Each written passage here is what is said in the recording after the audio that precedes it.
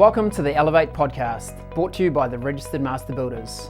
Each week we explore the ideas and practices that help us get the best from our businesses, our teams and ourselves. We talk to experts, advocates and business owners in the construction industry to share their knowledge, insights and experiences to help you build a better business and enjoy a better life. Now let the business building begin. Mark, welcome along to the Elevate Master Builders podcast. Thank you so much for joining us on the show today. Thanks, Ryan. Thanks for asking me. It's a complete pleasure and privilege to be here with you today. I feel like I'm in illustrious company because we're going to be talking about the House of the Year Awards and what it's like to be a judge, which is a role you now have. But you've got a pretty compelling background in the House of the Year Awards, haven't you? Oh, we go back a long way, to be fair. I've got a very love-hate relationship with the House of the Year competition. You love to hate it, but you also hate to love it. It's weird because as a judge, it's a different process. Because you are looking at it from the other side. But having said that, it's still a lot of pressure on you as a judge to make the right calls and check yourself and make sure that you're not influenced by any outside factors. But as a entrant, and I think our first entry was 2001, was first, second and third type thing at that stage. No such thing as gold, silver or bronze medals. Yeah, we've been continually entering till they asked me to judge in 2016 after we'd won our 10th or 11th national competition. And I said I would, but we still had some unfinished business and I hadn't won Supreme at the Nationals at that stage. We'd won them regionally. And so I pulled out reluctantly because I still had a real desire to pick up that big gong, And in 2018 we did, funny enough. So after that, I threw my hand up and says, I'd love to come on board. Of course, if we've got houses that we feel tick the box for House of the Year, then I step back from judging because it's that conflict of interest, of course. Which I did in 22. We had this magnificent house to enter, which we did extremely well and went on to win Supreme with that as well. So, but out of the last 7 years, that's the only year that I pulled out. We've got some pretty cool houses that we might consider for next year. So it's the pool of judges is more than we need, which enables people like myself and the architects to still be in the competition if they want to be, and so they just roll off and roll on as that desire or the opportunity comes about, if you understand. Yeah. And Mike, I'm curious to explore before we get to the judging piece of House of the Year. You mentioned your desire to go on and win that Supreme House of the Year title, which you've now done twice. At a personal level, why was that important to you? I guess it's the pinnacle, isn't it? For a master builder, as passionate as everyone is that love to win a gold medal, obviously. Once you win gold, it's always hard to go back and not pick up anything else. After you win that gold, you go, well, shit, I'd really love to get to nationals with it. In the top 100, it used to be called the Gold Reserve. And then when you're there, you're going, love to win the next stage, which is a category one. And we managed to, pick up quite a few over the years and got the platinum, I think, in 2015, which is 5 or more national titles. I think we've got 13 now. So you're always stepping up to see where you want to go. And so from that point, from winning category wins, the next one is, the Supreme. And once you've done that, unfortunately, it doesn't quite fulfill your hungry appetite because you want to prove that it wasn't a fluke and you want to go and try and do it again. But, it's having the right house. But at the moment, I'm really enjoying the judging process. So that's probably my prerogative, main goal. But I don't want to lose sight of this competition has put me in the position where I am now. So I still want to be an entrant and be live from time to time when the right house comes along. And Mike, how valuable has it been to be a multi-award winner in Master Builders House of the Year competition when you're out in market competing for business, finding new customers? How valuable has that been? Well, New Zealand's a pretty small place and Christchurch, smaller again. And I think people like to deal with people that are successful. It doesn't have to come at that expensive tag, which some people sort of have this impression of. If you do well in your business and your profile, those awards that you win, that you're going to be more expensive. Well, that's not the case really at all. We've got to be at market rate. Sure. We do a lot of negotiated tenders, but we're still going to open tenders and a lot, and we win the majority of those. So, but it's I think for clients, if they're building with a master builder that has done well in the competition, they know they're going to get quality, and that should go without saying. So that's something that should be of good comfort to them. But over and above the quality of the finished product, you've also got to give them the good process from start to finish, and that's getting that mix of feeding the relationship positively from the first time you meet them to when you hand over, and to a year or 2 or 3 or 4 down the track when some things go wrong. You're there to help them support and solve those problems that they have. And there will be problems, So it's more than the quality. It's more than just the quality of the work. It's the whole process. And I think there's an impression out there amongst the public that if they pick a master builder, they're going to get a good process and they're going to get a good product. So indeed. And my final question before we head into more of the judging detail, what's the impact been on your teams that actually build the houses? I imagine there's 2 sides to this. One is when you lay it down as a goal as something we're going to pursue to try and win awards with the houses that we're building. So what does that affect? And then what's it been like when you've actually been able to win the awards? That first question, I don't think it affects how we approach to build a home. I mean, every house that we do, we look at it as we are going to enter it in the competition. We don't physically say that, but that's the mindset that we've got. So it's the same standard whether it's in the competition or whether it's not. But yes, it certainly hovers, in the background the whole time. What if we did have it in the competition? Would that detail be right? Would that be accepted? Maybe we should get it right now. If we've got it wrong the first time, let's fix it and get it right. So that when we hand the house over, it's at a stage where I feel really proud of it, and whether it's in the competition or not, it's set to the same high standard. But for us as a business, it's been huge. The boys that work for us, and we've got a really good bunch of long-standing staff, especially in our leadership roles. I've got something like 100 years of service between our 6 top foremen. So it's incredible. And Rick, my business partner, contracts manager's been with us from the start, for 35 years. So they love to be in the competition. They love to succeed. And so there's a bit of a tricky situation when I'm not entering, but I'm judging. The guys going, well, come on, mate, when are we going to enter again? Like in 22, I took, and it wasn't an anticipation that we were going to win.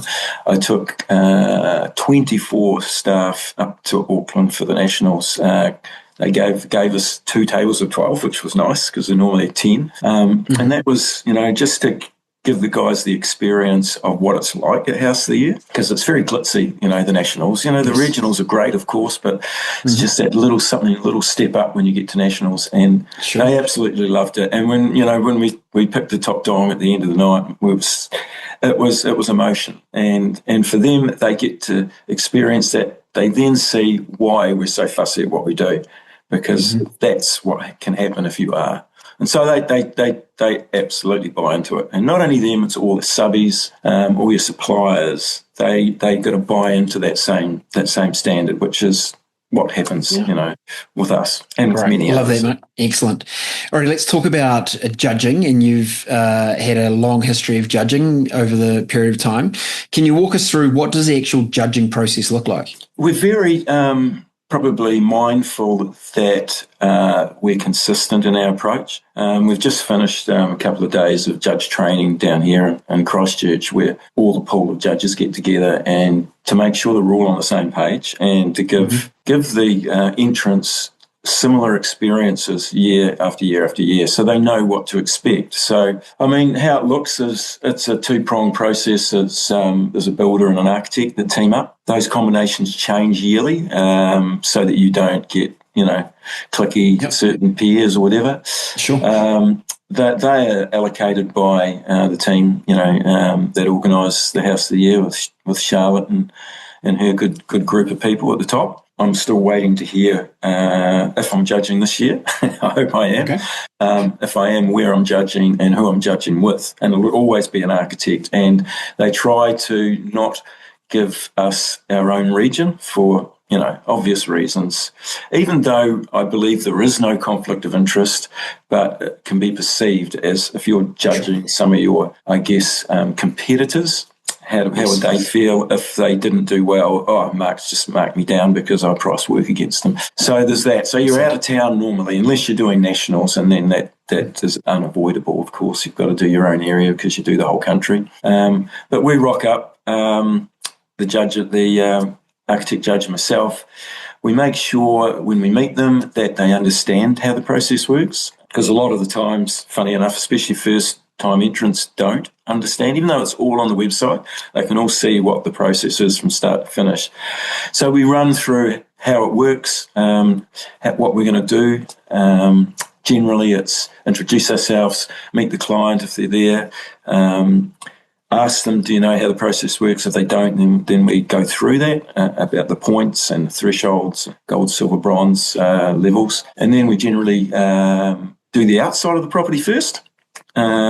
Most times we ask to go on our own so that we can talk without, being in earshot of the builder, because sometimes they'll hear things and they might hear you wrong and they might take a little bit of offence by some things. So it's important that we're positive and we're interactive. We give them a good experience.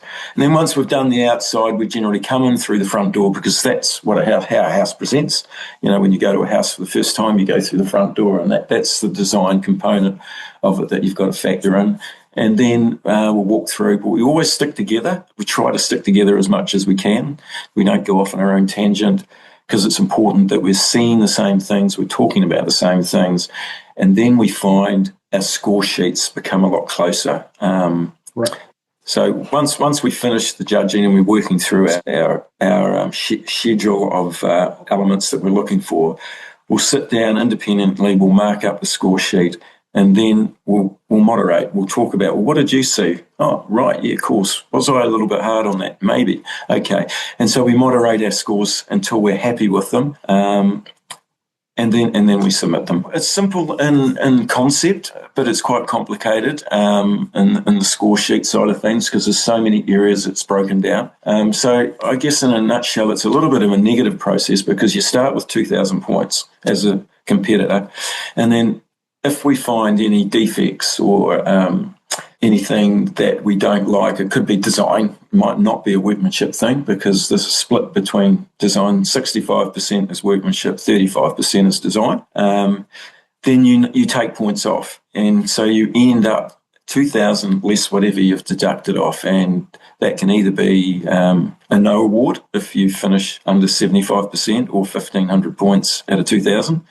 We don't often see that, but we do from time to time. And if that happens, it's important that the builder gets feedback of why they got no award. And we're putting processes in place now as master builders to give them feedback on that, because it is hard. They want to know why. It's a competition. They've got to work it out for themselves, but you give them clues and you give them insights so that they have got something to work on. And so, yes, so 1,500 to 650 points is a bronze. 1,650 to 1,800 points, which is 82.5% to 90% of 2,000 points, is a silver, and anything over 90%, which is 1,800 points, is a gold. So that's how it works, really. Okay. And tell me, how do you handle a situation where you're judging a house? Maybe it is a very, very complex design that's been done by the architect, therefore a very highly complex build that the construction teams had to undertake. Do you take into account things like complexity? So if you're comparing two houses, one that was in the scheme of things very technically hard to build versus one that was maybe a little more simple, how would you deal with that situation?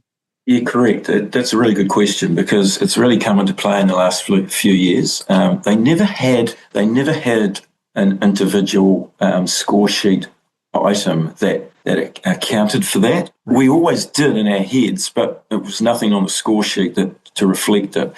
Where now we've got what we call a degree of difficulty.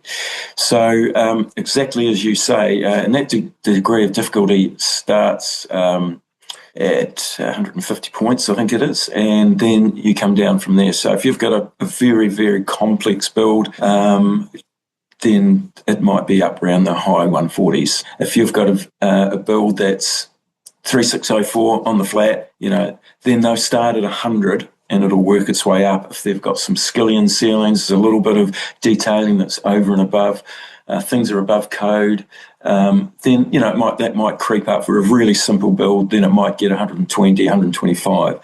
I guess this is why when you get to nationals and category wins and stuff like that, quite often it's the ones with a degree of difficulty that end up winning the category because of this degree of difficulty. It has to be factored in. There's no doubt about it. And we're still, as judges, it's the human factor. Some people interpret it different to others. So that's why it's really important as a team that we try to get on the same page and we give builders consistency across the board. Fascinating. And as you think back across your judging career, Mark, is there a house that immediately comes to mind for you that was, a standout for you for some reason? Oh, yeah, there is. It's, I always say, people say, how do you know when you've got that right house? And I always reply, it makes me smile. I walk in the door and I can't stop smiling.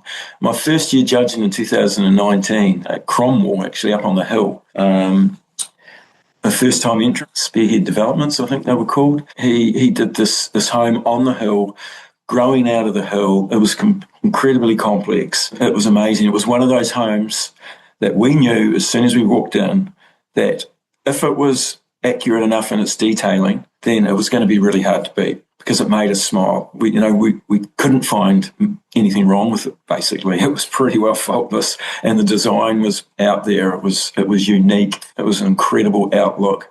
It took advantage of, its physical location as well. But yeah, look, there's lots. And, I don't want to be specific and start to mention too many, sure. But it sits in your heart, right? And you feel like, gosh, okay, this one is going to be hard to beat. Let's see what comes after this. And I guess, nationals is probably a little bit different to regionals, because as nationals, you're not so much looking for gold, silver, or bronze. You're looking for category winners only, because they're all gold anyway. They've got there because they're gold. And so when you're doing that, you might find a home in a category that really makes you feel good about everything, design and workmanship. And then you're saying to yourself, each time you walk into a house that's in that same category, is this one better than the last? Go through your score sheet. And sometimes it's just points difference, and you'll be sitting down and go, we've got them really close together. What's your gut feeling? How did you feel when you walked in? Which house would you rather live in?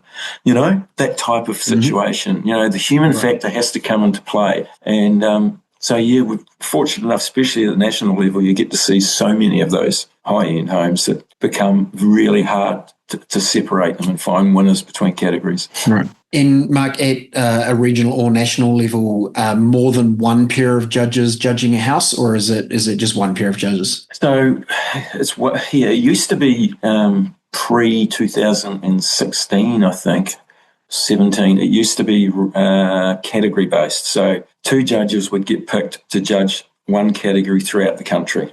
So As a region, you would see 6 or 7 different judges come through your region judging different categories. Made it really difficult to find supreme winners and category winners when that home hadn't been judged, or the region hadn't been judged by the same judges. Made it very difficult. So they changed it to regions rather than categories.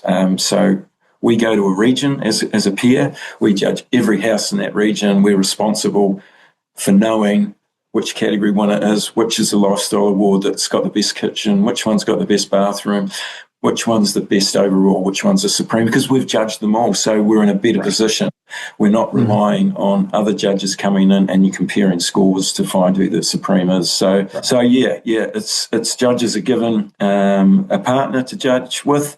They get given a region, and sometimes the two regions. Sometimes we will judge maybe the southern region, and then I'll get to judge the Wellington region, Cook Strait region as well, if I'm lucky enough. But yes, so I think those entrants have to take the comfort to know that it's the same judges judging every entry in their region. So there's no, crossover of interpretation of and confusion between categories for that reason.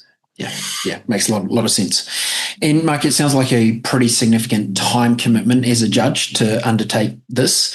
Why do you choose to do it? Why not? If you are asked to judge, I mean, what a privilege that is. And I take it as that, to go around, fly around the country and judge your peers is, wow, it's a skin pricking thing, it's a tingling thing. It's you don't take for granted that you're going to be judged from one year to the next, and every year you treat it as a privilege, and it's giving back as well. We don't do it for the money. We do get an allowance while we're away, but I'd do it for free. I love it so much and take it as a complete pleasure and honour that I'd do it for free. But let's face it, the world's a place we need to earn money and away from my business as long as I've been sometimes. I mean, at Nationals last year, it was eight weeks full time.